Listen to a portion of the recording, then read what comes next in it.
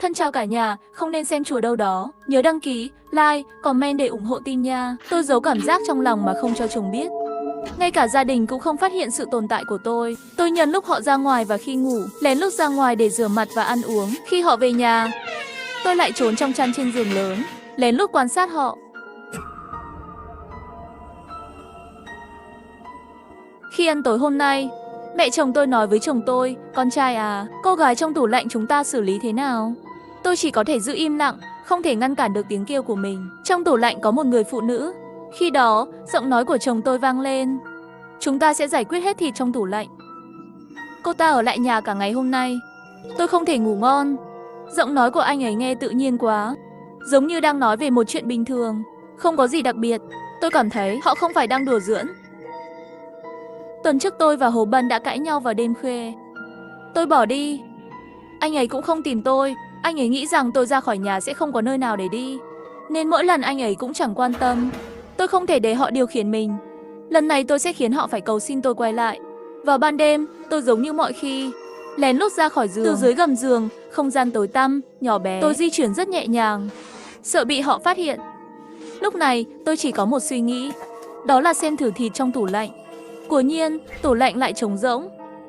Trong lúc đông lạnh, tuy nhiên, bây giờ lại bị nhồi đầy những túi na lan căng phồng lên. Mặc dù ở trong tủ đông lạnh lạnh giá, nhưng tôi vẫn ngửi thấy mùi tanh của máu rất mạnh. Màu sắc và vân thịt này không giống thịt lợn hay thịt bò bình thường mà tôi hay ăn. Khi tôi kéo ngăn kéo dưới cùng của tủ lạnh, tôi gần như không thể tin vào những gì mình đang thấy. Đó là một chiếc bị bao phủ hoàn toàn bởi lớp băng lạnh, nhưng vẫn có thể nhìn rõ một chiếc chân thon trắng nõn nà. Nhưng miếng thịt trong tủ lạnh này rốt cuộc là của ai? Tôi không thể kìm lại mà nhớ lại ngày hôm ấy. Ngày hôm ấy sau khi cãi nhau, tôi cứ đi qua đi lại dưới nhà, mong rằng anh ấy sẽ ra ngoài tìm tôi. Đến chiều, tôi đã nhìn thấy cô bạn gái hồi nhỏ của anh ấy. Cô ấy đến nhà tìm anh, và rồi cô ấy không ra ngoài nữa. Có vẻ Liễu Duệ từ trước đến giờ chưa rời khỏi căn nhà này, không hợp tác với mẹ chồng. Rốt cuộc họ đã làm gì? Vào lúc này, một âm thanh lạ, âm thanh bước chân của ai đó cắt ngang sự tĩnh lặng chớt chốc. Tim tôi thót lên đến tận cổ họng. Tôi vội vàng nhẹ nhàng đóng cửa tủ lạnh lại, sau đó nhanh chóng tìm đến một góc bên hông tủ lạnh. Nghe theo nhịp bước chân và âm thanh, chắc chắn là Hồ Bân. Anh ấy bước đến gần máy lọc nước bên cạnh tủ lạnh. Anh ấy uống từng ngụm nước lớn. Lúc này tôi chỉ cách anh ấy một chiếc tủ lạnh. Tôi thậm chí có thể nghe thấy tiếng anh ấy thở dài. Tiếp theo, anh ấy lại mở tủ lạnh. Tôi nghe thấy âm thanh mở ngăn đông, nhưng không nghe thấy anh ấy lục lọi gì cả. Thời gian như dừng lại ở khoảnh khắc này. Liệu anh ấy có phát hiện ra tôi không? Khi tôi sắp không thể kiềm chế được sự lo lắng, Hồ Bân cười khúc khích. Ngay sau đó, anh ấy hài lòng thở dài một hơi. Một lúc sau, anh ấy đóng cửa tủ lạnh lại. Sau đó anh ấy quay người bước về phía phòng ngủ. Tinh thần căng thẳng của tôi mới tạm thời thả lỏng. May mà anh ấy không phát hiện ra sự tồn tại của tôi. Nhưng chỉ nghĩ đến bí mật đáng sợ của anh ấy, tôi không khỏi rùng mình. Nếu anh ấy biết tôi đã phát hiện ra tất cả, có lẽ cái kết của tôi chính là như vậy. Tôi cẩn thận di chuyển người, không dám thở mạnh, lo lắng tìm kiếm một nơi có thể ẩn nấp. Cuối cùng tôi chọn tủ áo trong phòng thay đồ. Tôi nhẹ nhàng mở cửa tủ rồi chui vào. Sau đó từ từ đóng cửa tủ lại, cố gắng không phát ra bất kỳ tiếng động nào. Đêm nay tôi sẽ không ngủ được. Chờ đến khi họ rời khỏi căn nhà này vào ngày mai, tôi phải thoát khỏi cái ổ quái quỷ này. Tôi phải đi báo cảnh sát. Hãy để pháp luật trừng trị hai con quái vật này. Nhưng nếu tôi báo cảnh sát, con trai tôi sẽ phải đối mặt với cái chết của cha mình. Tôi phải làm sao đây? Chờ đến sáng, chạy khỏi nhà rồi tính sau. Ít nhất tôi phải bảo vệ mạng sống của mình. Cuối cùng cũng đến sáng, tôi nghe thấy 3 âm thanh ra lệnh không được ra ngoài. Ngay cả tiếng đóng cửa cũng như là tiếng gõ vào tim tôi. Cho đến khi ngoài cửa không còn động tĩnh, tôi mới dám nhẹ nhàng, chậm rãi bước ra khỏi bóng tối. Lúc đó tôi cảm thấy đôi chân như muốn khuỵu xuống.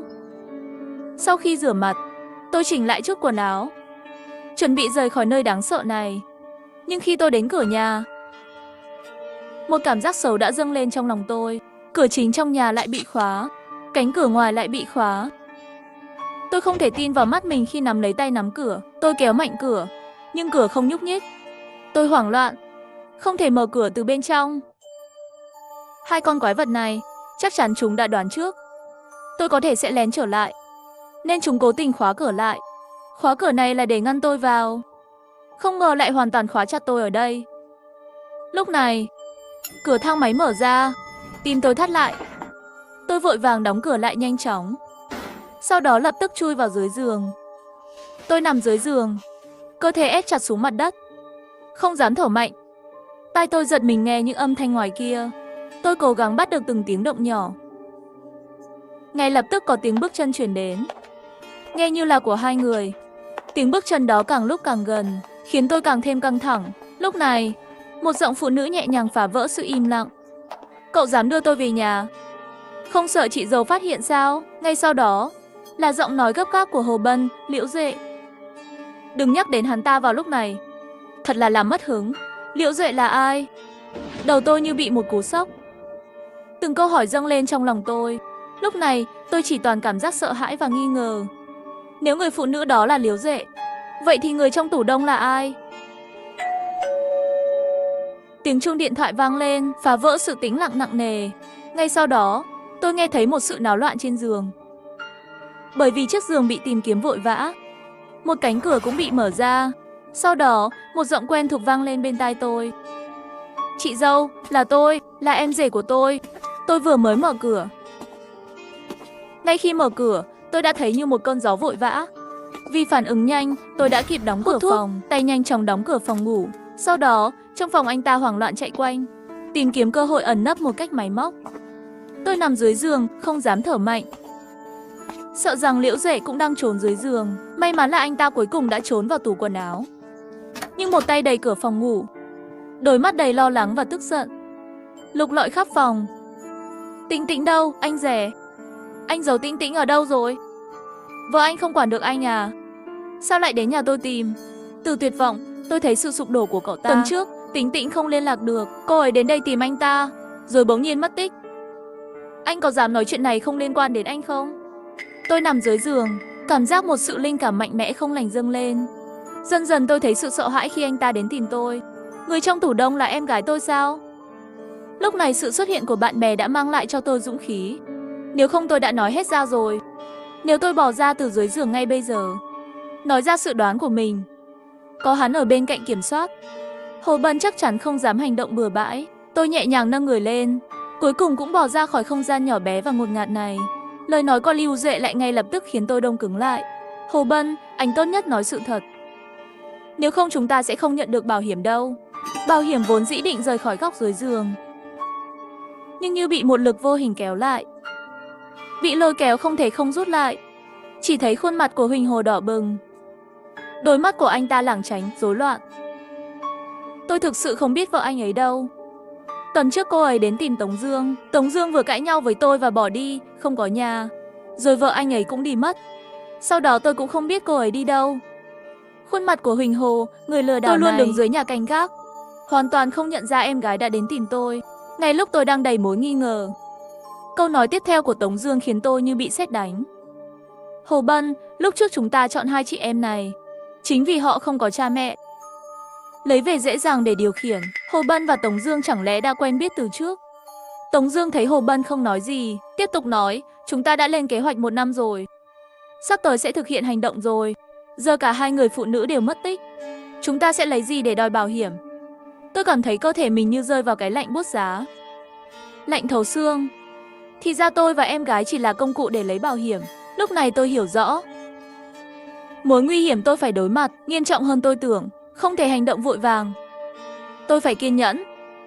Sau khi đi, tôi phải giữ bình tĩnh. Xót xa ôm Liễu Duệ, tiếp tục như tối qua. Lúc này, lòng tôi như tro tàn. Em gái tôi đang ở đâu? Liệu có gặp phải tai nạn không? Vừa tiễn Liễu Duệ đi, mẹ chồng đã cùng con trai về. Cả ngày hôm đó, tôi bị mắc kẹt dưới giường nhỏ bé, cơ thể không thể thoải mái giãn ra, đôi chân vì bị co rúm lâu, dần mất cảm giác. Ngay cả tiếng động nhỏ tôi cũng không dám phát ra, sợ sẽ khiến anh ta chú ý, tìm đến cái chốt. Cuối cùng đợi đến đêm khuya tĩnh mịch, mọi người đều đã ngủ say, tôi mới có thể thoát ra khỏi dưới giường này. Tôi bắt đầu từng chút một bò lên phía trước. Mỗi một tấc, cảm giác như dùng hết toàn bộ sức lực, cố gắng không để bị phát hiện. Đột nhiên từ phía sau vọng đến âm thanh của Hồ Biên. Bị phát hiện rồi, tôi hoảng hốt quay lại nhìn. Nhưng thấy anh ta vẫn đang nhắm mắt. Hóa ra là đang nói mơ. Cuối cùng tôi cũng đến được trước tủ lạnh. Nhẹ nhàng mở ra. Trước mắt tôi là cái túi quen thuộc. Bên trong là một chiếc chân vẫn nằm im bất động ở đó. Tôi gấp gáp vô cùng, cố gắng tìm vết bớt của em gái trên chân đó, để xác nhận liệu đó có phải là cô ấy không. Nhưng mà do đã bị đông lạnh lâu trong kho đông, chân đã bị bao phủ bởi một lớp băng dày, không thể nhìn rõ bất kỳ chi tiết nào. Tôi không từ bỏ, tiếp tục lục lọi trong tủ lạnh. Rất nhanh, tay tôi chạm phải một chiếc túi đen. Tôi nhẹ nhàng sờ theo hình dáng của túi, cảm giác bên trong có một vật hình cầu. Bên cạnh còn có một thứ mềm nhũn. Một dự cảm không lành dâng lên trong lòng.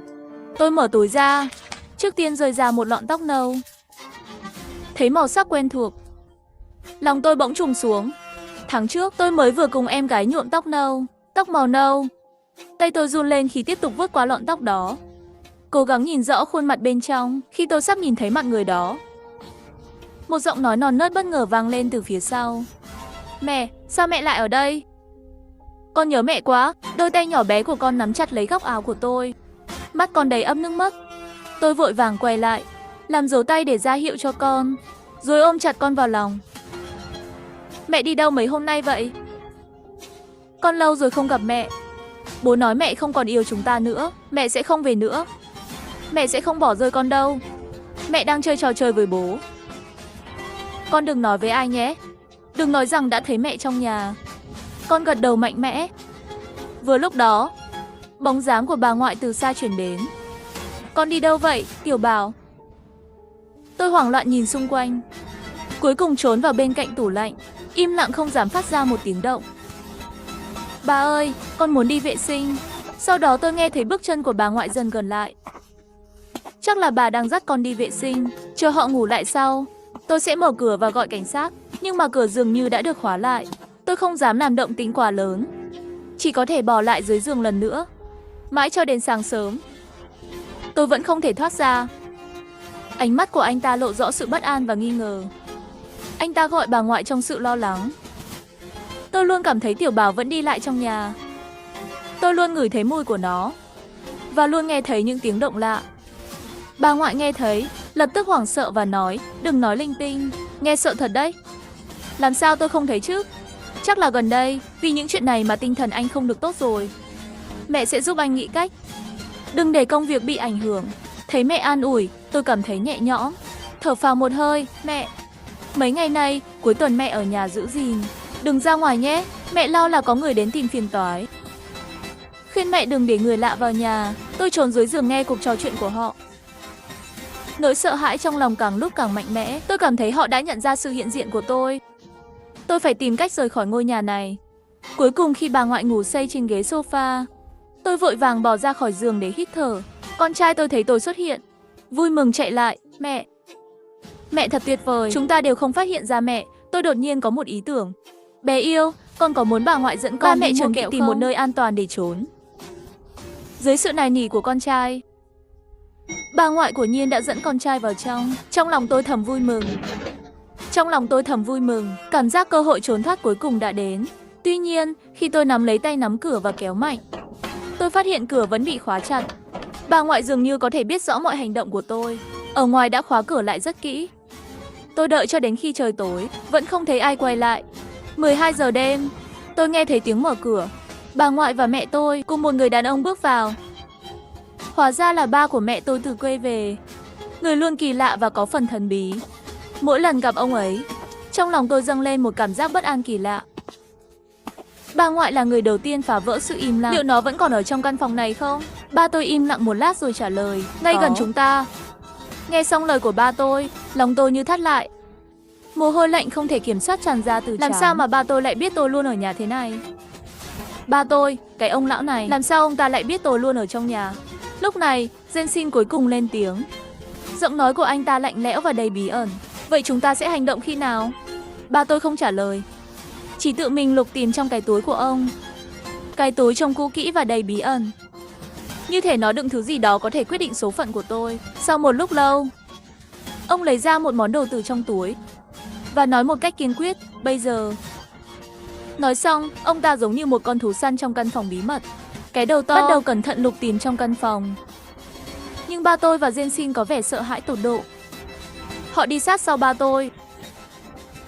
Đột nhiên cao giọng hét vào trong phòng. Ra đây, tôi biết bạn ở trong nhà. Tôi sẽ mua rất nhiều quần áo cho bạn. Đừng trốn nữa. Hắn có vẻ như đang dỗ dành tôi, nhưng giọng nói lại đầy sát khí. Như thể muốn xé tôi thành nghìn mảnh. Không có dấu hiệu báo trước, cái âm thanh ồn ào trước đó bỗng nhiên lặng im hoàn toàn. Tôi dưới giường tự hỏi trong lòng, liệu họ có bỏ cuộc tìm tôi không? Những dây thần kinh căng thẳng của tôi cũng dần thả lỏng một chút. Tôi không thể kìm được một hơi thở dài. Ngay khi tôi chưa kịp thở xong, một đôi móng vuốt lạnh lẽo và cứng rắn nhanh chóng khóa chặt hai chân tôi. Tôi không kịp phản ứng gì. Cả cơ thể tôi bị một lực mạnh mẽ kéo mạnh ra. Tôi bị kéo ra khỏi giường, không còn chút danh dự nào. Ba tôi mặt không biểu cảm, cầm một con dao nhỏ. Bước từng bước, ông ta chậm chậm tiến về phía tôi. Vào giây phút căng thẳng này, một nhóm cảnh sát mặc đồng phục nghiêm trang phá cửa xông vào. Và sau đội cảnh sát, có một bóng hình đi theo. Khi tôi nhìn thấy và nhận ra đó là em gái tôi, một cảm xúc vui sướng và bất ngờ trào dâng trong tôi. Tôi không thể tin vào mắt mình. Người mà tôi tưởng đã chết từ lâu, người mà tôi tưởng đã không còn trên đời, lúc này lại xuất hiện ngay trước mặt tôi, sống động. Tôi vui mừng đến mức rơi nước mắt không kiểm soát được mà trào ra. Cổ họng tôi như bị cái gì đó nghẹn lại, không thể thốt lên được một lời. Khi cảnh sát bước vào, họ bắt đầu rà soát xung quanh. Ba và ba chủ công kiên quyết giữ im lặng. Sau đó, cảnh sát bắt đầu lục lọi trong nhà, kiên trì tìm kiếm một cái gì đó. Ánh mắt họ tập trung, biểu cảm nghiêm túc. Có vẻ họ hoàn toàn tập trung vào công việc tìm kiếm. Lúc này, em gái tôi lặng lẽ tiến đến trước tủ lạnh. Cơ thể cô ấy hơi run rẩy, chỉ tay về phía tủ lạnh. Tôi đầy nghi ngờ, trong lòng tự hỏi, làm sao em gái tôi biết bí mật trong tủ lạnh?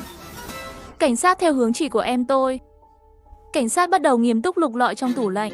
Khi cảnh sát mở chiếc túi nhựa giấu trong tủ lạnh, em gái tôi đột ngột thét lên. Khi cảnh sát từ từ rút đồ trong túi ra, tim tôi lập tức nhảy lên đến cổ họng. Và khi cảnh sát quay lại, tôi càng hoảng hốt hơn nữa.